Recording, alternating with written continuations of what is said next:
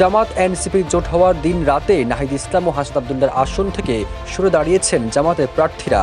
তারা ঘোষণা দেন, কেন্দ্রীয় জামাতের সিদ্ধান্ত অনুযায়ী বৃহত্তর ঐক্যের স্বার্থে আসন ছেড়ে নির্বাচন থেকে সরে দাঁড়ালাম। দলীয় যে কোনো সিদ্ধান্ত আমরা অক্ষরে অক্ষরে পালন করি।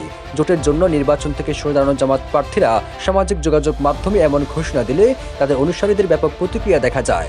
অনেকে তাদের এই ত্যাগ ও দলের প্রতি আনুগত্যের প্রশংসা করে আবেগঘন মন্তব্য করেছেন।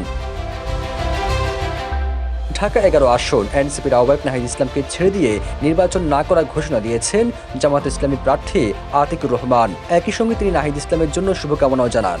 এটিকে বড় জিম্মেদারি থেকে মুক্তি হিসেবে উল্লেখ করে ফেসবুকে আতিকুর রহমান লিখেছেন, চলতি বছরের 6 ফেব্রুয়ারি সংগঠনের সিদ্ধান্তের পর থেকে তিনি ঢাকা 11 আসনে কাজ করেছেন।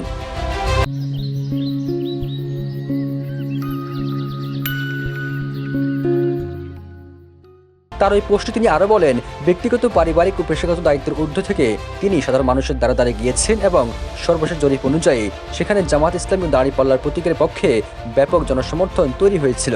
সেজন্য তিনি সবার প্রতি গভীর কৃতজ্ঞতা প্রকাশ করেছেন। একই সঙ্গে সংগঠনের সিদ্ধান্তের প্রতি তার অটল আনুগত্যের কথা পুনর্ব্যক্ত করে তিনি ইনসাফে বাংলাদেশ গড়তে একযোগে কাজ করার অঙ্গীকার করেন।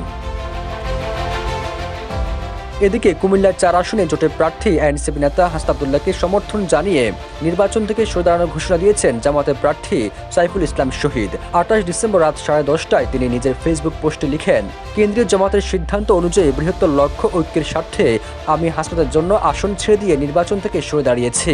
দলীয় যে কোনো সিদ্ধান্ত অক্ষরে অক্ষরে পালন করেন বলেও জানান তিনি।